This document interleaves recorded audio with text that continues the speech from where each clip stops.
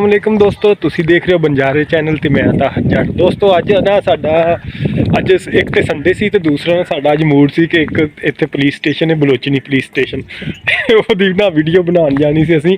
ओह बहुत ही खूबसूरत ते यानी कि जिहड़े आम साडे टिपिकल पुलिस स्टेशन हुंदे ने उन्हां तो हट के उन्होंने बड़ी एफर्ट करके उन्होंने बड़ा खूबसूरत बनाया ते असीं ओहदी वीडियो बनानी सी अज। ते मजबूरन सानू मसला ये बन गया कि साडा पेट्रोल खत्म हो गया पेट्रोल खत्म होने की वजह तो असी जा नहीं सके। तो असी फिर सोचा कि क्यों ना भरावां थोड़ी सैर अपनी कलोनी की करा दी जाए।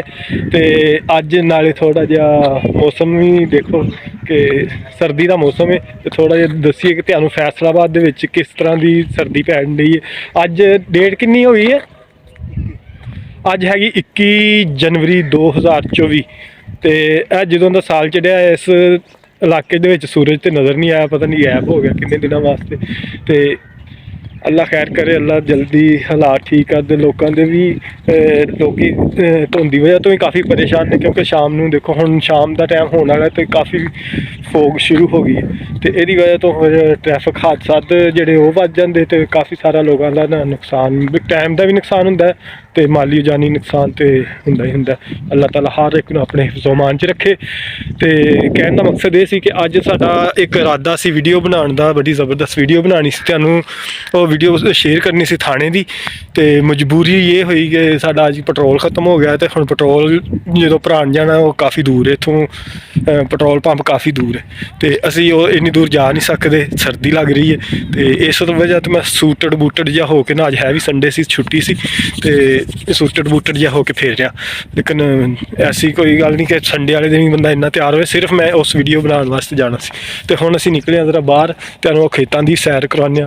इत्थे कणकां दा मौसम यानी कि हजे है 3-4 महीने, लेकिन कणकां तुसीं देख सकते हो कि लोगों ने बीजियां हुई, पानी की बड़ी किल्लत होण डई है। अल्लाह ताला बारिश पा दे तो बेहतर हालात कर दे, लोगों के वास्ते भी आसानियां हो जान तो रहमत अता फरमा।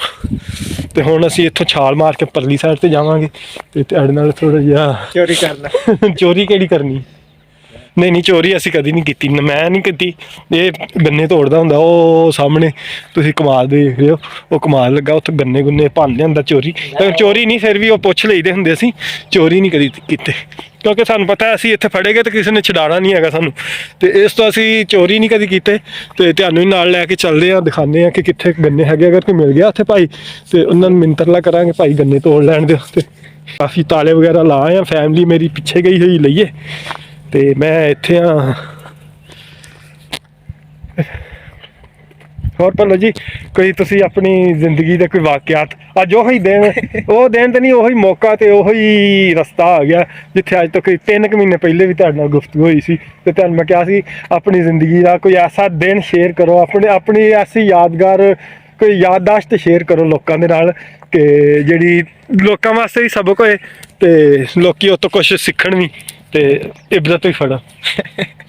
मैं दस्या थे ऐसी अंदर घर दे वाकया, बस वही वाकया मैनू ना वो वाकया दसना नहीं हैगा ना, वो नहीं शेयर नहीं कर सकते।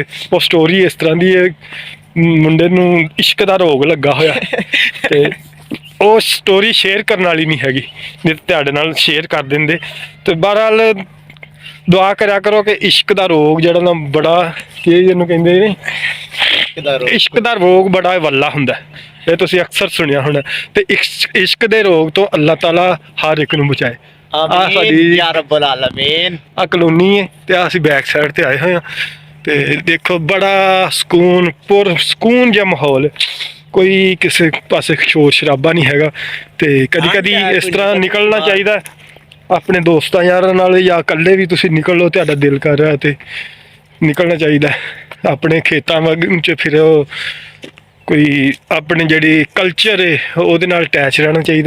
तो अज तुसीं देख सकते हो हुण तो इत्थे ही कलोनी बनन लगी, पिछे आ बैक साइड ते कलोनी बन रही है। तो हालात होर शहरी हुंदे जा रहे, तो तुसीं कां उड़दे ते नज़र आ रहे हो। भाई आ कलोनी इन्हां दे नाल दी है कि लैदा? नहीं ये लैदा कलोनी, ये पहले कलोनी साडे वाली कलोनी वालियां ने पहले कोशिश की सी कि ये भी खरीद लीए ना जगह, लेकिन उन्हों का कोई सौदा नहीं हो सकिया आपस च।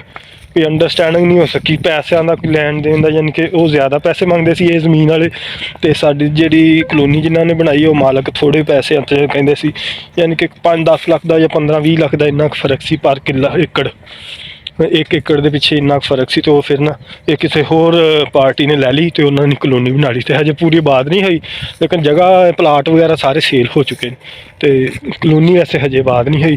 ਤੁਸੀਂ ਦੇਖ ਸਕਦੇ 1-2 ਘਰ ਵੀ ਨਾ ਲੋਕਾਂ ਨੇ ਬਣਾਏ ਨੇ, ਲੇਕਿਨ ਘਰ ਵੀ ਇੱਕ ਹੀ ਬਣਿਆ ਹੋਇਆ। ਆਹ ਤੇ ਪਿੱਛੇ ਉਹਨਾਂ ਦਾ ਆਪ ਹੀ ਉਹਨਾਂ ਜਿਹਨਾਂ ਕਲੋਨੀ ਕੱਟੀ ਨਾ ਉਹਨਾਂ ਨੇ ਆ ਛੋਟੀ ਜਿਹੀ ਇਮਾਰਤ ਬਣਾਈ ਹੋਈ, ਤੇ ਉਹ ਪਿੱਛੇ ਇੱਕ ਘਰ ਬਣਿਆ ਹੋਇਆ, ਇਸ ਤੋਂ ਜ਼ਿਆਦਾ ਨਹੀਂ ਹੋਗਾ। ਮੌਸਮ ਬਹੁਤ ਸਰਦ ਹੈ, ਠੰਡ ਵੀ ਲੱਗ ਰਹੀ ਹੈ, ਤੇ ਅਸੀਂ ਪਹੁੰਚ ਆਏ ਹਾਂ ਖੇਤਾਂ 'ਚ, ਤੇ ਕਮਾਦ ਵੱਢ ਲਿਆ ਕੁਛ ਲੋਕਾਂ ਨੇ।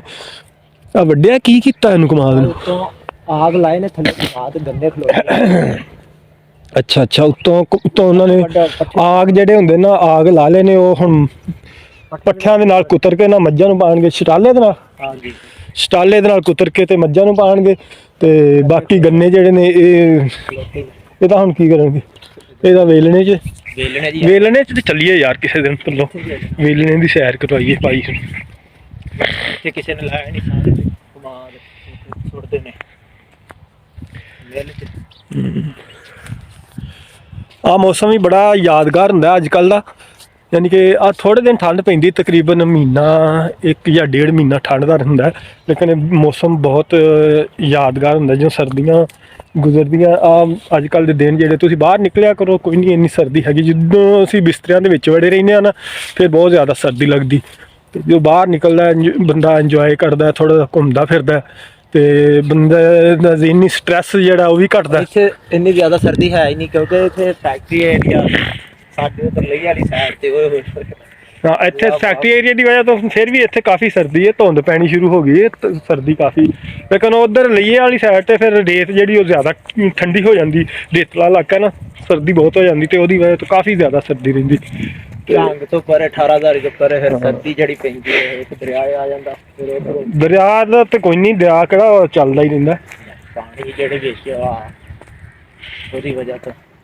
ਆ ਸਰੋਂ ਦੇ ਫੁੱਲ ਮਾਸ਼ਾਅੱਲਾ ਬੜੇ ਖਿਲੇ ਹੋਏ ਨੇ। ਇੱਥੋਂ ਮੈਨੂੰ ਯਾਦ ਆ ਗਿਆ ਆਪਣਾ ਮੈਟ੍ਰਿਕ ਦੇ ਵਿੱਚ ਅਸੀਂ ਲੋਕ, ਮੈਂ ਤਾਂ ਨਹੀਂ ਸੀ, ਅਸੀਂ ਬੜੇ ਯਾਨੀ ਕਿ ਗਰੀਬ ਜਿਹੇ ਖਾਨਦਾਨ ਦਾ ਹੁੰਦਾ ਸੀ, ਤੇ ਕੁਛ 2-4 ਲੜਕੇ ਹੁੰਦੇ ਸੀ ਸਾਡੇ ਬੜੇ ਮਾਸ਼ਾਅੱਲਾ ਪੜ੍ਹੇ ਲਿਖੇ ਕਹਿ ਲਓ, ਜਾਂ ਤੁਸੀਂ ਕਹਿ ਲਓ ਕਿ ਥੋੜ੍ਹੇ ਜਿਹੇ ਅੱਛੇ middle class family, upper middle class ਕਹਿ ਲਓ, ਉਹਨਾਂ ਦੇ ਬੱਚੇ ਸਨ। ਉਹਨਾਂ ਨੇ ਮੇਰੇ ਕਲਾਸ ਫੈਲੋ ਹੀ ਹੁੰਦੇ ਸੀ, ਉਹਨਾਂ ਨੇ ਕੈਮਰਾ ਦਾ ਅਰੇਂਜ ਕਰਕੇ ਨਾ, ਤੇ ਉਦੋਂ ਕੈਮਰੇ ਦੀ ਤਸਵੀਰ ਜਿਹੜੀ ਹੁੰਦੀ ਸੀ ਨਾ, ਇੱਕ ਤਸਵੀਰ ਕਮ ਸੇ ਕਮ 40-50 ਰੁਪਏ 'ਚ ਉਦੋਂ ਪੈਂਦੀ ਹੁੰਦੀ ਸੀ, ਜਦੋਂ ਸੈਲਰੀ ਬੰਦੇ ਦੀ, ਇੱਕ ਆਮ ਮਜ਼ਦੂਰ ਦੀ ਸੈਲਰੀ ਤੁਸੀਂ ਕਹਿ ਲਓ ਕਿ 1000-1500 ਰੁਪਈਆ ਹੁੰਦੀ ਸੀ ਨਾ, ਤੇ ਉਹ ਇੱਕ ਤਸਵੀਰ ਤਕਰੀਬਨ 40-50 ਰੁਪਏ ਦੀ ਹੁੰਦੀ ਸੀ। ਤੇ ਉਹ ਮੈਨੂੰ ਯਾਦ ਆ ਗਿਆ ਸਰੋਂ ਵੇਖ ਕੇ ਉਹ ਦਿਨ, ਕਿ ਮੇਰੇ ਦੋਸਤ ਕਲਾਸ ਫੈਲੋ ਜਿਹੜੇ ਸੀ ਉਹਨਾਂ ਨੇ ਪੈਸੇ ਪਾ ਕੇ ਕੈਮਰਾ ਲਿਆਂਦਾ ਸੀ, ਤੇ ਇਸ ਤਰ੍ਹਾਂ ਸਰੋਂ ਦੇ ਵਿੱਚ ਖੜੇ ਹੋ ਕੇ ਤੇ ਤਸਵੀਰਾਂ ਖਿਚਵਾਉਂਦੇ ਹੁੰਦੇ ਸੀ। ਤੇ ਬੜਾ ਅੱਛਾ ਦੌਰ ਸੀ, ਬੜਾ ਪਿਆਰਾ ਦੌਰ ਸੀ। ਤੇ ਉਦੋਂ ਥੋੜ੍ਹੀਆਂ ਜਿਹੀਆਂ ਮੁਸ਼ਕਿਲਾਂ ਵੀ ਹੁੰਦੀਆਂ ਸੀ, ਲੇਕਿਨ ਉਹ ਮੁਸ਼ਕਿਲਾਂ ਜਿਹੜੀਆਂ ਨਾ, ਉਹ ਹੁਣ ਮੁਸ਼ਕਿਲਾਂ ਨਹੀਂ ਲੱਗਦੀਆਂ, ਹੁਣ ਲੱਗਦਾ ਕਿ ਉਹ ਨਾ ਬੜਾ ਅੱਛਾ ਦੌਰ ਜਿਹੜਾ ਹੁਣ ਅੱਜ ਕੱਲ੍ਹ ਵੀ ਅਸੀਂ ਗੁਜ਼ਾਰ ਰਹੇ ਹਾਂ ਨਾ ਦਿਨ।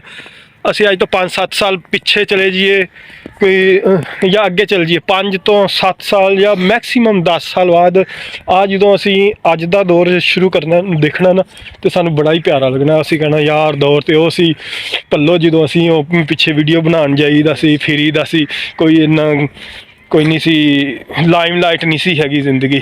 ਤੇ 10 ਸਾਲ ਬਾਅਦ ਪਤਾ ਨਹੀਂ ਹੁਣ ਕਿ ਜ਼ਿੰਦਗੀ ਲੰਬੀ ਦੇ, ਹਰ ਇੱਕ ਦੀ ਜ਼ਿੰਦਗੀ ਕਰੇ, ਤੰਦਰੁਸਤੀ ਵਾਲੀ ਜ਼ਿੰਦਗੀ ਦੇਵੇ। ਤੇ 10 ਸਾਲ ਬਾਅਦ ਫਿਰ ਅਸੀਂ ਇਹਨਾਂ ਚੀਜ਼ਾਂ ਨੂੰ ਮਿਸ ਕਰਨਾ ਜਿਹੜੀਆਂ ਅੱਜ ਕੱਲ੍ਹ ਹਜੇ ਅਸੀਂ ਇਹਨੂੰ ਇੰਜੋਏ ਨਹੀਂ ਕਰਦੇ, ਅਸੀਂ ਇਸ ਮੌਸਮ ਨੂੰ ਇਸ ਵਕਤ ਨੂੰ ਇੰਜੋਏ ਨਹੀਂ ਕਰਦੇ। ਤੇ 10 ਸਾਲ ਬਾਅਦ ਜਦੋਂ ਅਸੀਂ ਜਾਣਾ ਹੈ, ਫਿਰ ਸੋਚਣਾ ਯਾਰ ਭੱਲੋ ਉਹ ਕਿੰਨਾ ਮਜ਼ਾ ਹੁੰਦਾ ਸੀ, ਆਪਾਂ ਜਾਈਦਾ ਹੁੰਦਾ ਸੀ। भैया शेर किसी ने लिखा, हम सब किसी न किसी की इमानत होते हैं, कोशिश करे खयानत ना हो। ओए होए होए होए क्या शेर लिखा। ਤੇ ਤੂੰ ਕਿਸੇ ਦੀ ਇਮਾਨਤ ਹੈ ਕਿ ਖਿਆਨਤ ਕੋਈ ਉਹਨੇ ਕਰ ਲਈ? ਹਾਂ, ਜਿੰਨਾ ਨਾ ਮੈਂ ਖਿਆਨਤ ਕੀਤੀ ਤੇ ਮੈਨੂੰ ਪੈਰ ਮਾਰਨ ਨੂੰ ਫਿਰਦੇ ਨੇ। ਖਿਆਨਤ ਕਰਤੀ ਹੈ? ਓਏ ਹੋਏ ਬੜਾ ਕੰਮ ਖਰਾਬ ਕੀਤਾ ਬੜੀ ਇਹਨਾਂ ਨੇ ਖਿਆਨਤ ਕਰਤੀ ਭਾਈ ਜਾਨ। ਤੇ ਖਿਆਨਤ ਪਿਆਰ ਦੇ ਵਿੱਚ ਨਹੀਂ ਹੋਣੀ ਚਾਹੀਦੀ, ਪਿਆਰ ਮੁਹੱਬਤ ਹੋਣੀ ਚਾਹੀਦੀ। ਤੇ ਬੜਾ ਪਿਆਰਾ ਮੌਸਮ ਹੈ ਤੇ ਇੰਜੋਏ ਕਰ ਰਹੇ ਹਾਂ। ਦੂਰ ਦੂਰ ਤੱਕ ਤੈਨੂੰ ਸਕੂਨ ਹੀ ਨਜ਼ਰ ਆਉਂਦਾ ਜਦੋਂ ਤੁਸੀਂ ਬਾਹਰ ਨਿਕਲਦੇ ਹੋ ਨਾ ਖੇਤਾਂ 'ਚ। ਕਮ ਸੇ ਕਮ ਬੰਦੇ ਨੂੰ ਜੇ ਤੁਸੀਂ ਸ਼ਹਿਰਾਂ 'ਚ ਅਗਰ ਜਾ ਕੇ ਵਸ ਗਏ ਹੋ, ਮੈਨੂੰ ਵੀ ਹੁਣ ਤਕਰੀਬਨ 20-25 ਸਾਲ ਹੋ ਗਏ ਨੇ, ਮੈਂ ਆਪਣੀ ਗਾਉਂ ਦੀ ਜ਼ਿੰਦਗੀ ਜਿਹੜੀ ਨਾ ਉਹਦੇ ਵਿੱਚ ਯਾਨੀ ਕਿ ਅਮਲ ਦਖਲ ਨਹੀਂ ਰਿਹਾ ਮੇਰਾ।